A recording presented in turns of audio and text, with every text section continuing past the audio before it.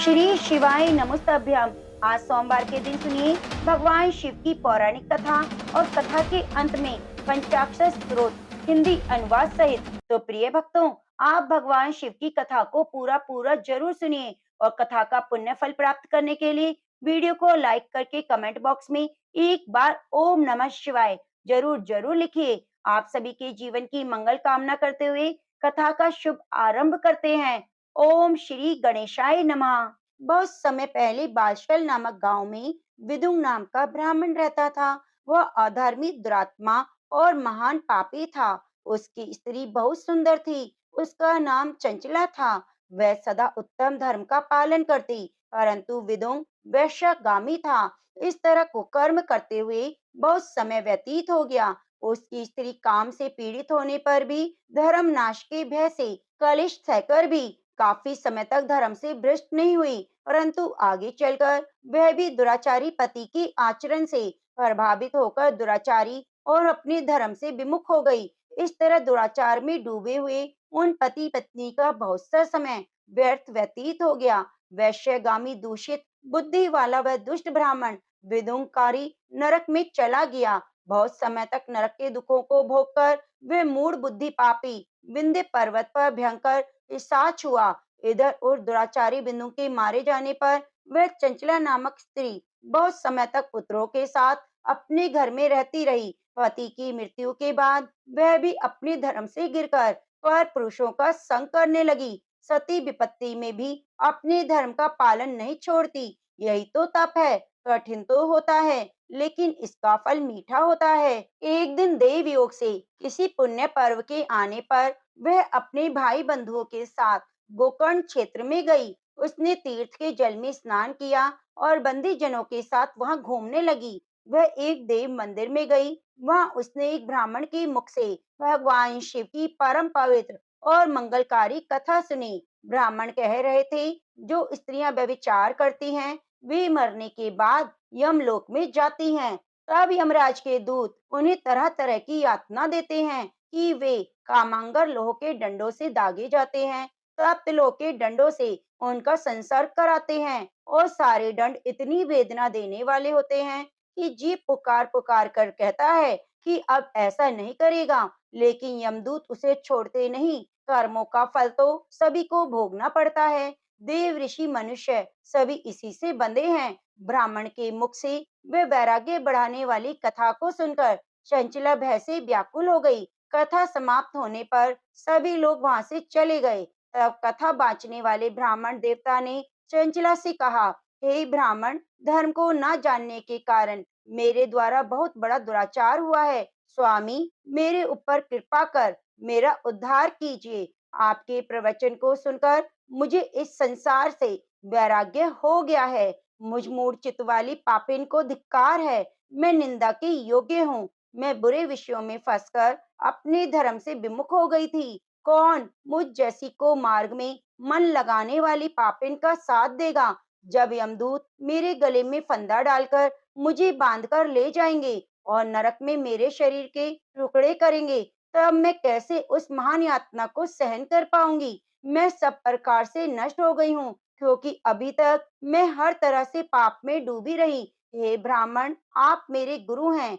आप ही मेरे माता पिता हैं। आपके शरण में मैं आई हूँ। मुझ अबला का अब आप उद्धार कीजिए। इस प्रकार विलाप करती हुई चंचला ब्राह्मण देवता के चरणों में गिर पड़ी। तब ब्राह्मण ने उसे कृपा पूर्वक उठाया और इस प्रकार कहा, नारी, तुम सौभाग्यशाली हो, जो भगवान शंकर की कृपा से तुम्हें वैराग्यपूर्ण ये कथा सुनी और कथा को सुनकर समय से अपनी गलती का एहसास कर लिया। तुम डरो मत और भगवान शिव की शरण में जाओ। उनकी परम कृपा से तुम्हारे सभी पाप नष्ट हो जाएंगे। मैं तुम्हें भगवान शिव की कथा सहित वह मार्ग बताऊंगा जिसके द्वारा तुम्हें सुख देने वाली उत्तम गति प्राप्त होगी। शिव कथा सुनने से तुम्हारी बुद्धि शुद्ध हो गई है और तुम्हें पश्चाताप हुआ है। मन में वैराग्य उत्पन्न हुआ है।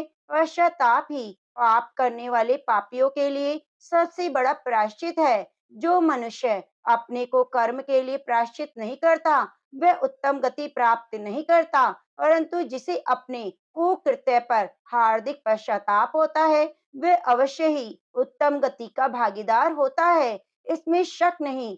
शुद्ध चित्त में ही भगवान शिव और माता पार्वती का वास होता है। वह शुद्ध आत्मा पुरुष भगवान सदाशिव के पद को प्राप्त होता है।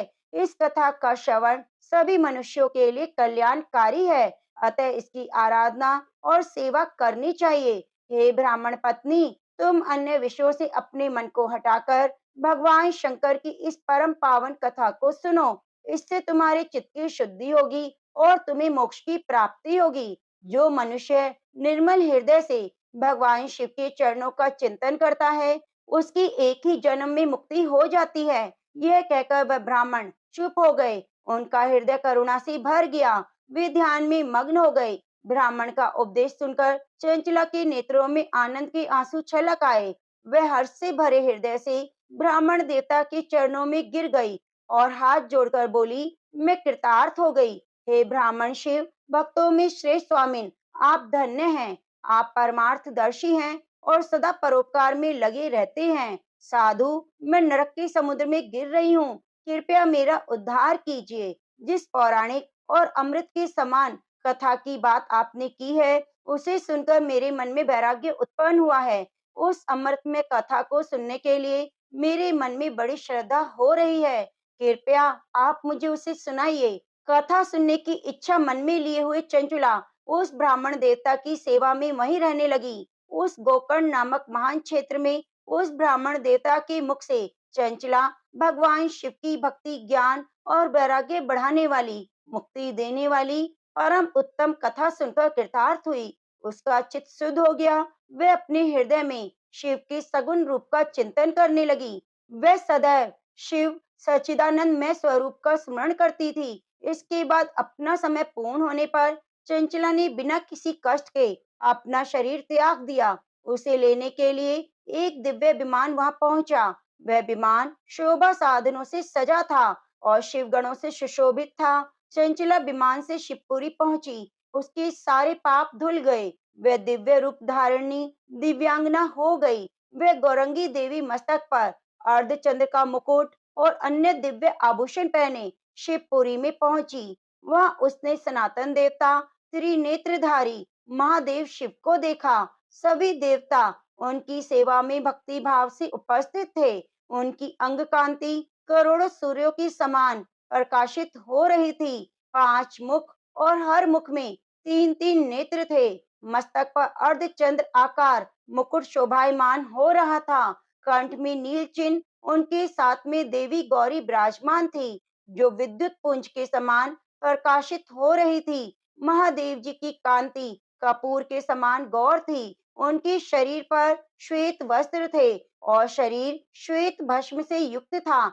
इस प्रकार भगवान शिव के परम उज्जवल रूप के दर्शन कर चंचला बहुत प्रसन्न हुई। उसने भगवान को बार बार प्रणाम किया और हाथ जोड़कर प्रेम, आनंद और संतोष से युक्त होकर विनीत भाव से खड़ी हो गई। उसके नेत्रों से आनंद के आंसुओं की धारा बहने लगी। भगवान शंकर और भगवती गौरी उमा ने करुणा के साथ सौम्य दृष्टि से देखकर चंचला को अपने पास बुलाया। गौरी उमा ने उसे प्रेम पूर्वक अपनी सखी बना लिया। चंचला सुख पूर्वक भगवान शिव के धाम में उमा देवी की सखी के रूप में निवास करने लगी। एक दिन चंचला आनंद में मग्न उमा देवी के पास गई और दोनों हाथ जोड़कर उनकी स्तुति करने लगी। हे गिरिजा नंदिनी स्कंद माता उमा, आप सभी मनुष्यों और देवताओं द्वारा पूजित और सभी सुखों को देने वाली हैं। आप शंभु प्रिया हैं। आप ही गुणा निर्गुणा हैं। हे सच्चिदानंद स्वरूपा, आप ही प्रकृति की पोषक हैं। हे माता, आप ही संसार की सृष्टि, पालन और संहार करने वाली हैं। इस प्रकार सदगति प्राप्त चंचला देवी की स्तुति कर शांत हो गई। उसकी आंखों में प्रेम के आंसू उमड़ आए। तब शंकर प्रिया भक्त वत्सला उमा देवी ने बड़े प्रेम से चंचला को चुप कराते हुए कहा, सखी चंचला, मैं तुम्हारी इस स्तुति से प्रसन्न हूँ। बोलो, क्या वर मांगती हो?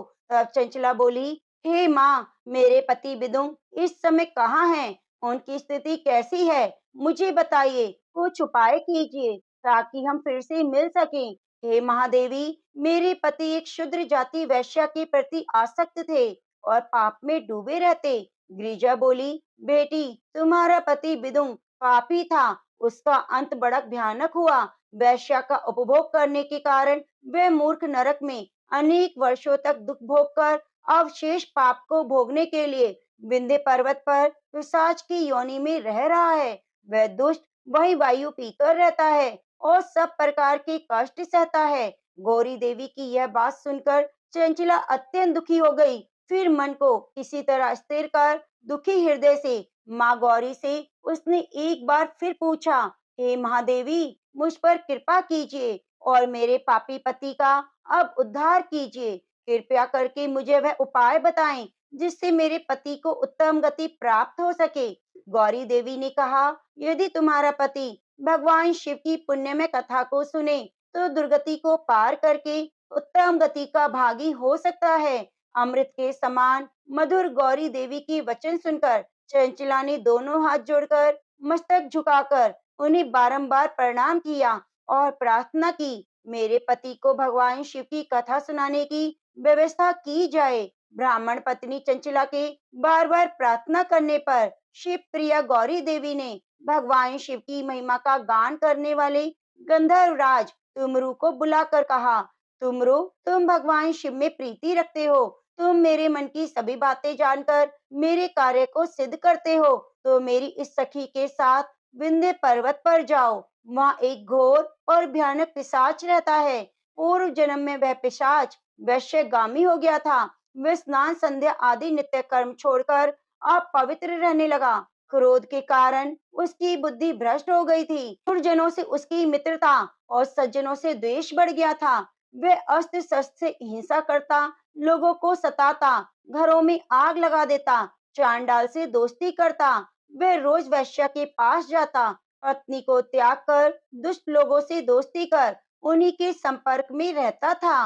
वह मृत्यु तक दुराचार में फंसा रहा और मृत्यु के बाद उसे पापियों के भोग स्थान यमपुरी में ले गए। वहां घोर नरकों को सहकर वह इस समय विंध्य पर्वत पर पिशाच बनकर रह रहा है और पापों का फल भोग रहा है। तुम उसके सामने परम पुण्य पापों का नाश करने वाली भगवान शिव की कथा का प्रवचन करो। इस कथा को सुनने से उसका हृदय सभी पापों से मुक्त होकर शुद्ध हो जाएगा और वह प्रेत योनि से मुक्त हो जाएगा। दुर्गति मुक्त होने पर उस विदुम नामक पिशाच को तुम विमान पर बिठाकर भगवान शिव के पास ले आना और वह प्रेत योनि से मुक्त हो जाएगा। दुर्गति मुक्त होने पर उस विदुम नामक पिशाच को तुम विमान पर बिठाकर भगवान शिव के पास ले आना। माँ उमा का आदेश पाकर गंधर्वराज तुमरु प्रसन्नता पूर्वक अपने भाग्य की सराहना करते हुए चंचला को साथ लेकर विमान से पिशाच के निवास स्थान विंध्य पर्वत पर गया। वहां पहुंचकर उसने विशाल आकृति वाले पिशाच को देखा। उसका शरीर विशाल था, थोड़ी बड़ी थी, कभी हंसता, कभी रोता, कभी उछलता। महाबली तुमरु ने कथा बांचने के लिए स्थान तलाश कर मंडप की रचना करनी शुरू की।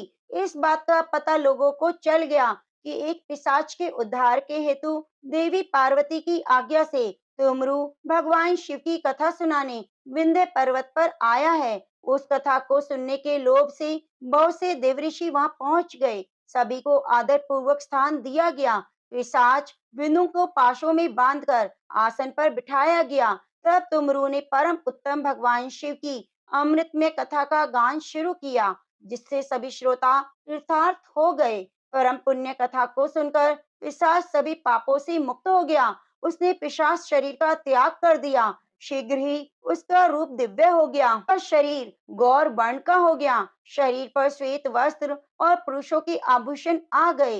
इस प्रकार दिव्य देहधारी विदुम अपनी पत्नी चंचला के साथ स्वयं भी भगवान शिव का गुणगान करने लगा। उसे दिव्य रूप में देखकर सभी को बहुत आश्चर्य हुआ। उसका मन परम आनंद से परिपूर्ण हो गया।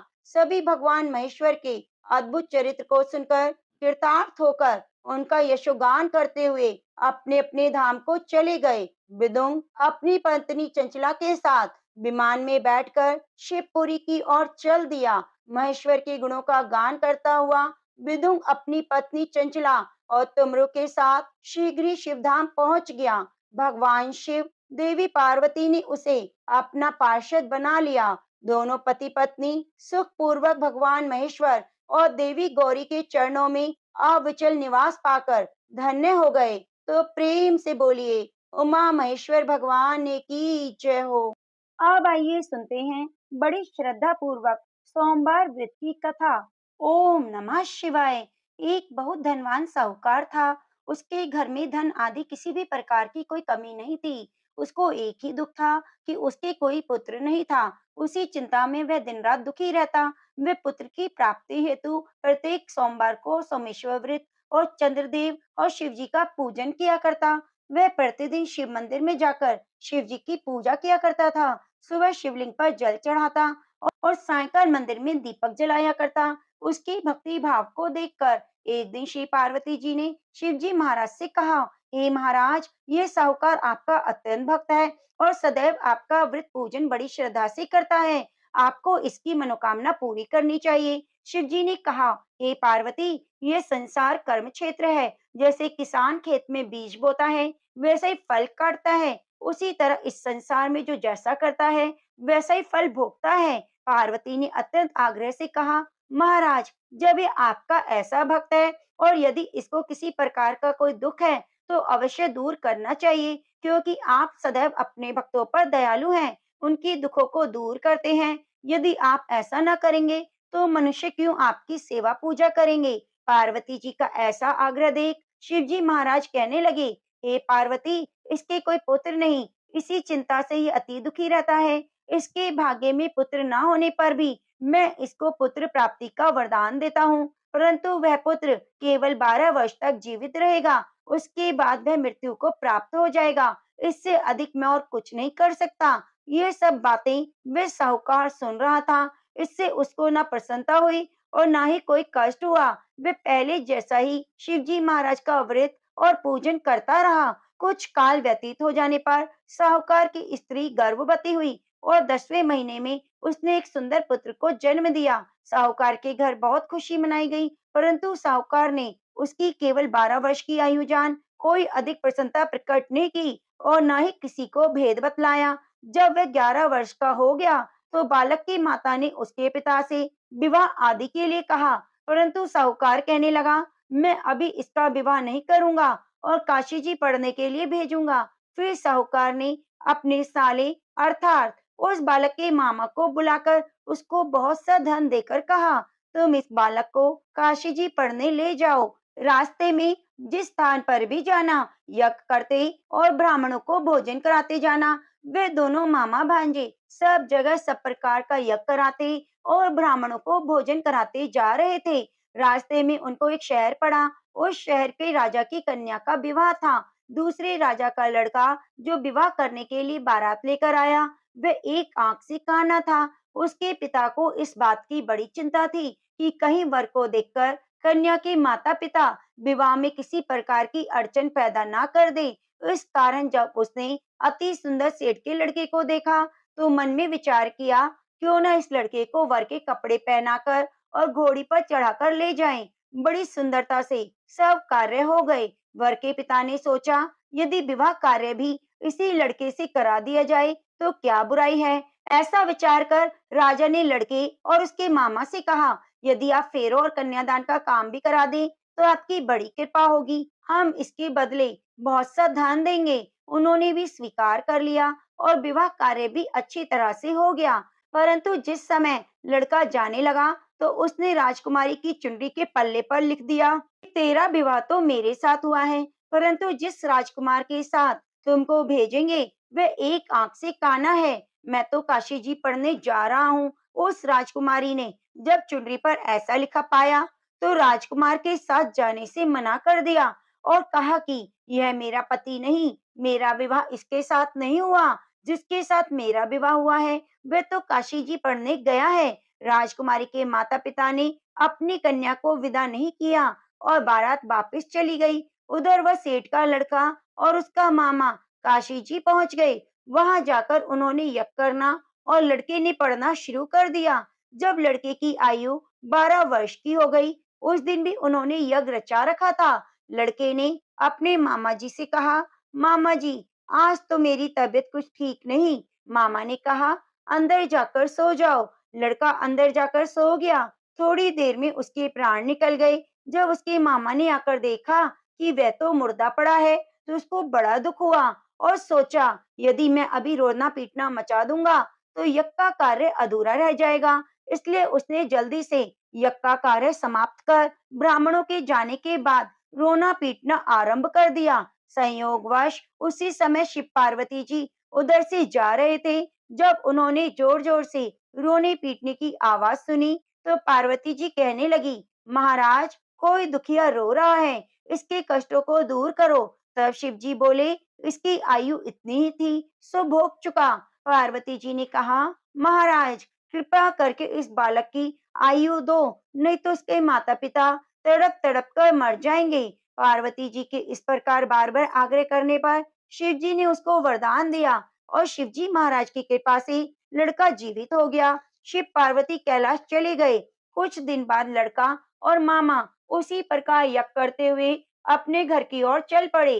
रास्ते में उसी शहर में आए जहाँ लड़के का विवाह हुआ था। वह आकर उन्होंने यज्ञ किया। लड़के का ससुर यज्ञ में आया। उसने लड़के को पहचान लिया और अपने महल में ले जाकर बड़ी खातिर की। कुछ दिन बाद बहुत से दास दासियों के सहित आदर पूर्वक लड़की और जमाई को विदा कर दिया। जब वह अपने शहर के निकट आए तो मामा ने कहा, मैं पहले तुम्हारे घर जाकर सबको खबर कर आता हूँ। उस समय लड़के के माता पिता अपने घर की छत पर बैठे हुए थे। उन्होंने यह प्रण कर रखा था कि हमारा पुत्र सकुशल घर पर आएगा तो वे राजी खुशी नीचे उतर आएंगे, नहीं तो छत से गिरकर अपने प्राण दे देंगे। इतने में ही उस लड़के के मामा ने आकर यह समाचार दिया कि आपका पुत्र आ गया है, परंतु उनको विश्वास नहीं हुआ। तब उसके मामा ने शपथ पूर्वक कहा, आपका पुत्र अपनी स्त्री के साथ बहुत सा धन लेकर आया है। तो सेठ ने आनंद के साथ उसका स्वागत किया और बड़ी प्रसन्नता के साथ रहने लगे। इसी प्रकार जो भी सोमवार के व्रत को विधि विधान से करता है, कथा को सुनता है, उसके सब दुख दूर होकर मनोकामनाएं पूरी होती हैं। तो प्रेम से बोलिए, उमापति महादेव की जय। बड़ी श्रद्धा और भक्ति के साथ अब सुनिए सोमवार की दूसरी कथा। एक बार की बात है, माता पार्वती शिव जी को पति रूप में प्राप्त करने के लिए घोर तप कर रही थी। उनकी तप को देखकर देवताओं ने शिव जी से देवी की मनोकामना को पूरी करने की प्रार्थना की। शिव जी ने पार्वती जी की परीक्षा लेने के लिए सप्त ऋषियों को भेजा। सप्त ऋषियों ने शिव जी के सैकड़ों अवगुण गिनाए, पर पार्वती जी को महादेव जी के अलावा किसी और से विवाह मंजूर नहीं था। तब शंकर जी ने स्वयं पार्वती जी की परीक्षा लेने की ठानी। तब भगवान शंकर स्वयं प्रकट हुए और पार्वती जी को वरदान देकर अंतर्ध्यान हो गए। इतने में पार्वती माता जहाँ तप कर रही थी, वहीं पास में तालाब में मगरमच्छ ने एक लड़के को पकड़ लिया। लड़का जान बचाने के लिए चिल्लाने लगा। तब पार्वती जी ने उस बच्चे की चीख सुनी नहीं गई और द्रवित हृदय होकर वे तालाब पर पहुंची। वहां देखा कि मगरमच्छ लड़के को तालाब के अंदर खींच ले जा रहा है। लड़के ने देवी माँ को देखकर कहा, मेरी माता पिता भाई बंधु कोई नहीं, आप मेरी रक्षा करें। तो पार्वती जी ने कहा, मगरमच्छ, इस लड़के को छोड़ दो। मगरमच्छ बोला, दिन के छठे पहर में मुझे जो मिलता है उसे मैं अपना आहार समझकर स्वीकार कर लेता हूँ, यह मेरा नियम है। ब्रह्मदेव ने दिन के छठे पहर में इस लड़के को भेजा है, तो मैं इसे क्यों छोड़ूं? पार्वती जी ने विनती की कि तुम इसे छोड़ दो, बदले में तुम्हें जो चाहिए वह मुझसे कहो। तो मगरमच्छ बोला, एक ही शर्त पर मैं छोड़ूंगा। आपने तप करके महादेव जी से जो वरदान लिया है, यदि उस तप का फल मुझे दे दो तो मैं इसे छोड़ दूंगा। पार्वती जी तुरंत तैयार हो गई। उन्होंने कहा, मैं अपने तप का फल तुम्हें देने को तैयार हूँ, लेकिन तुम इस बालक को छोड़ दो। मगरमच्छ ने समझाया, सोच लो देवी, जोश में आकर संकल्प मत करो। हजारों वर्ष तक जैसा तप किया है वैसा देवताओं के लिए भी संभव नहीं। उसका सारा फल इस बालक के प्राणों के बदले चला जाएगा। पार्वती जी ने कहा, मेरा निश्चय पक्का है, मैं तुम्हें अपने तप का फल देती हूँ, तुम इसको जीवन दे दो। मगरमच्छ ने पार्वती जी से तप दान करने का संकल्प करवाया। तप का दान होते ही मगरमच्छ की देह तेजी से चमकने लगी और वह बोला, हे पार्वती, यह देखो, तप के प्रभाव से मैं तेजस्वी बन गया हूँ। तुमने जीवन भर की पूंजी एक बच्चे के लिए व्यर्थ कर दी। चाहे तो अपनी भूल सुधारने का एक मौका और दे सकता हूँ। तब पार्वती जी ने कहा कि ग्रह, तब तो मैं पुनः कर सकती हूँ। यदि तुम इस लड़के को निगल जाते तो इसका जीवन वापस नहीं मिल सकता था। देखते ही देखते वह लड़का अदृश्य हो गया और मगरमच्छ भी लुप्त हो गया। पार्वती जी ने विचार किया, मैंने तप तो दान कर दिया, अब पुनः से तप आरंभ करूंगी। पार्वती जी ने फिर से तप करने का संकल्प किया। भगवान सदाशिव फिर से प्रकट होकर बोले, हे पार्वती, भला तप क्यों कर रही हो? तब पार्वती जी ने कहा, हे प्रभु, मैंने अपने तप का फल दान कर दिया है। आपको पति रूप में पाने के संकल्प के लिए मैं फिर से वैसा ही घोर तप करके आपको प्रसन्न करूंगी। तो महादेव जी बोले, मगरमच्छ और लड़का दोनों रूपों में मैं ही था। तुम्हारा चित्त प्राणी मात्र में अपने सुख दुख का अनुभव करता है या नहीं, इसकी परीक्षा लेने के लिए मैंने ही यह लीला रची थी। अनेक रूपों में दिखने वाला मैं एक ही हूँ। मैं अनेक शरीरों में शरीरों से अलग निर्विकार हूँ। तुमने अपना तप मुझे ही दान दिया है, इसलिए अब और तप करने की आवश्यकता नहीं। देवी ने महादेव जी को प्रणाम कर प्रसन्न मन से विदा किया। प्रेम से बोलो, भगवान शंकर माता पार्वती की जय। अब आइए सुनते हैं भोलेनाथ की तीसरी कथा। नारद जी ने एक बार भोलेनाथ की स्तुति करके पूछा, प्रभु, आपको प्रसन्न करने के लिए सबसे उत्तम और सुलभ साधन क्या है? हे त्रिलोकीनाथ, आप तो निर्विकार और निष्काम हैं। आप सहज ही प्रसन्न हो जाते हैं।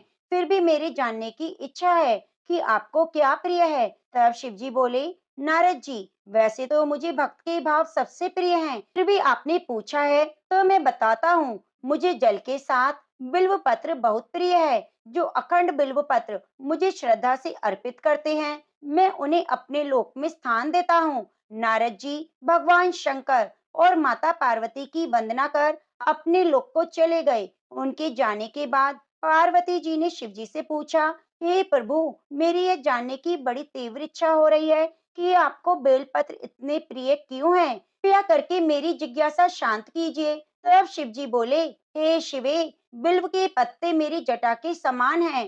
त्रिपत्र यानी तीन पत्ते ऋग्वेद, यजुर्वेद और सामवेद हैं। शाखाएं समस्त शास्त्र का स्वरूप हैं। बिल्व वृक्ष को आप पृथ्वी का कल्प वृक्ष समझे, जो ब्रह्मा विष्णु शिव स्वरूप है। हे पार्वती, स्वयं माँ लक्ष्मी ने शैल पर्वत पर बिल्व रूप में जन्म लिया। इस कारण भी बेल का वृक्ष मेरे लिए अति प्रिय है। माँ लक्ष्मी ने बिल्व का रूप धरा, यह सुनकर पार्वती जी कौतूहल में पड़ गई। पार्वती जी कौतूहल से उपजी जिज्ञासा को रोक ना पाई। उन्होंने पूछा, देवी लक्ष्मी ने आखिर बिल्व वृक्ष का रूप क्यों लिया? आप ये कथा विस्तार से बताइए। भोलेनाथ ने देवी पार्वती को कथा सुनाना शुरू किया। हे देवी, सतयुग में ज्योति रूप में मेरे अंश का रामेश्वर लिंग था। ब्रह्म आदि देवों ने उसका विधिवत पूजन अर्चन किया। इसका परिणाम यह हुआ कि मेरे अनुग्रह से वाणी देवी सबकी प्रिय हो गई। वे भगवान विष्णु को सतत प्रिय हो गई। मेरे प्रभाव से भगवान केशव के मन में बाग देवी के लिए जितनी प्रीति उपजी, वे स्वयं लक्ष्मी जी को नहीं भाई। लक्ष्मी देवी का श्री हरि के प्रति मन में कुछ दुर्भाव पैदा हो गया। वे चिंतित और रुष्ट होकर चुपचाप परम उत्तम श्री शैल पर्वत पर चली गई। वहां तप करने का निर्णय किया। उत्तम स्थान का चयन करने लगी। माँ लक्ष्मी ने उत्तम स्थान का निश्चय करके मेरे लिंग विग्रह की उग्र तपस्या आरंभ कर दी। उनकी तपस्या कठोरतम होती जा रही थी।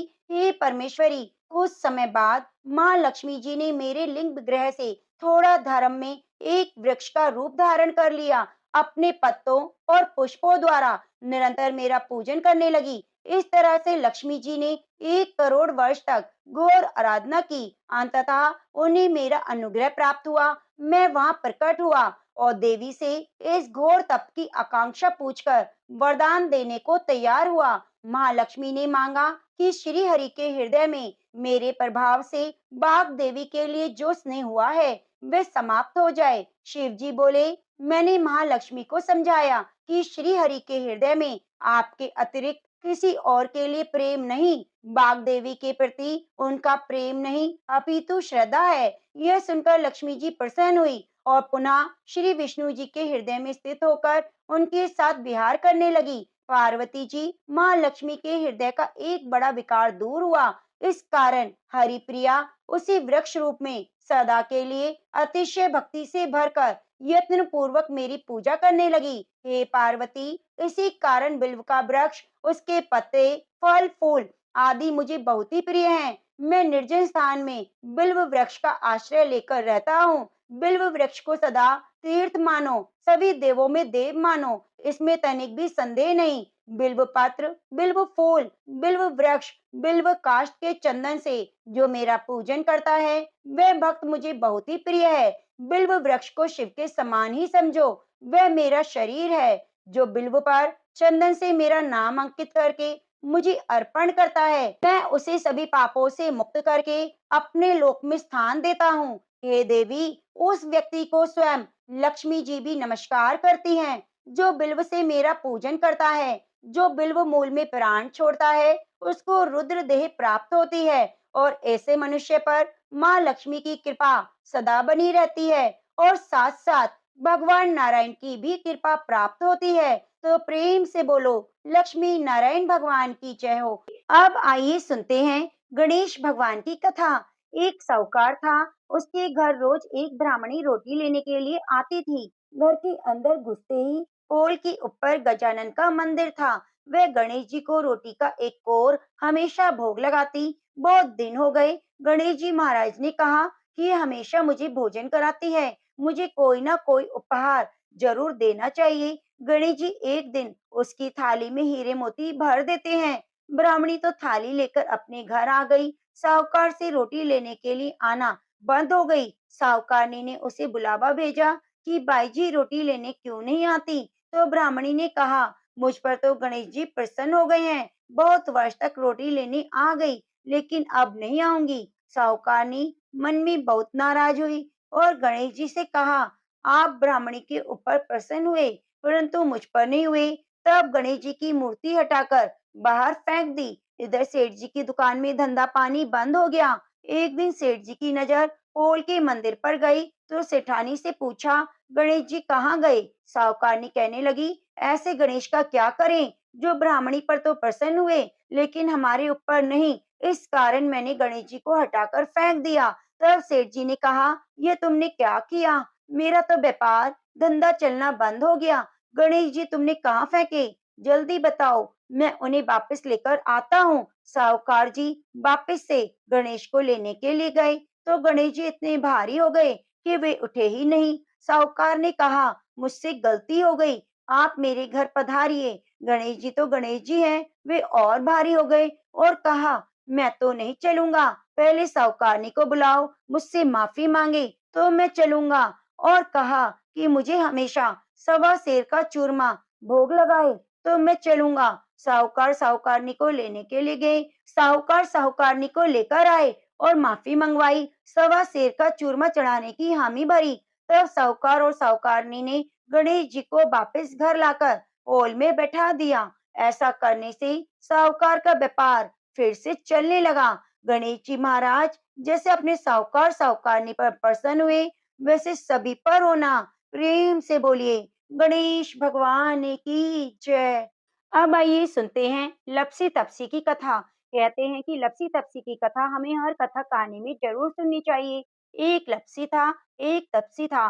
तपसी हमेशा भगवान की तपस्या में लीन रहता। लपसी रोजाना सवा सेर की लापसी बनाकर भगवान का भोग लगाकर जीम लेता था। एक दिन दोनों लड़ने लगे। तपसी बोला, मैं रोज भगवान की तपस्या करता हूँ, इसलिए मैं बड़ा हूँ। लपसी बोला, मैं रोज भगवान का सवा सेर लापसी का भोग लगाता हूँ, मैं बड़ा हूँ। नारद जी वहां से गुजर रहे थे। दोनों को लड़ता देखकर उनसे पूछने लगे, तुम क्यों लड़ रहे हो? तपसी ने खुद के बड़ा होने का कारण बताया और लपसी ने भी अपना कारण बताया। तो नारद जी बोले, तुम्हारा फैसला मैं कर दूंगा। दूसरे दिन लपसी तपसी नहाकर अपनी रोज की भक्ति करने आए। नारद जी ने छुपकर 1.25 करोड़ की एक एक अंगूठी दोनों के आगे रख दी। तपसी की नजर जब अंगूठी पर पड़ी तो उसने चुपचाप अंगूठी उठाकर अपने नीचे दबा ली। लपसी की नजर अंगूठी पर पड़ी लेकिन उसने ध्यान नहीं दिया। भगवान को भोग लगाकर लापसी खाने बैठ गया। नारद जी सामने आए तो दोनों ने पूछा कि बताओ कौन बड़ा। तो नारद जी ने तपसी से खड़ा होने को कहा तो वह खड़ा हुआ तो उसके नीचे दबी हुई अंगूठी दिखाई दी। नारद जी ने तपसी से कहा, तपस्या करने के बाद भी तुमने चोरी करने की आदत नहीं गई, इसलिए लपसी बढ़ा और तुम्हें तुम्हारी तपस्या का कोई फल नहीं मिलेगा। तपसी शर्मिंदा होकर माफी मांगने लगा। उसने नारद जी से पूछा, मुझे मेरी तपस्या का फल कैसे मिलेगा? नारद जी ने कहा, यदि कोई गाय कुत्ते की रोटी नहीं बनाएगा तो उसका फल तुझे मिलेगा। यदि कोई ब्राह्मण को भोजन कराकर दक्षिणा नहीं देगा तो उसका फल तुझे मिलेगा। यदि कोई साड़ी के साथ ब्लाउज नहीं देगा तो उसका फल तुझे मिलेगा। यदि कोई दिए से दिया जलाएगा तो उसका फल तुझे मिलेगा। यदि कोई सारी कहानी कहकर तुम्हारी कहानी नहीं सुनेगा तो उस कथा कहानी का फल तुम्हें मिलेगा। दिन से हर वृत्त कथा कहानी के साथ लपसी तपसी की कहानी भी सुनी जाने लगी। आज सोमवार के दिन पंचाक्षर मंत्र के द्वारा जो हम आपको हिंदी अनुवाद में सुनाने जा रहे हैं। ओम नमः शिवाय। वे जिनके पास सांपों का राजा उनकी माला के रूप में है और जिनकी 3 आंखें हैं, जिनके शरीर पर पवित्र राख मली हुई है और जो महान प्रभु हैं, वे जो शाश्वत हैं, जो पूर्ण पवित्र हैं और चारों दिशाओं को अपने वस्त्रों के रूप में धारण करते हैं, उन शिव को नमस्कार है जिन्हें शब्दांश न द्वारा दर्शाया गया है। वे जिनकी पूजा मंदाकिनी नदी के जल से होती है और चंदन का लेप लगाया जाता है। वे जो नदी और भूत पिशाचों के स्वामी हैं, महान भगवान। वे जो मंदार और अन्य फूलों के साथ पूजे जाते हैं, उन शिव को प्रणाम जिन्हें शब्दांश माँ द्वारा दर्शाया गया है।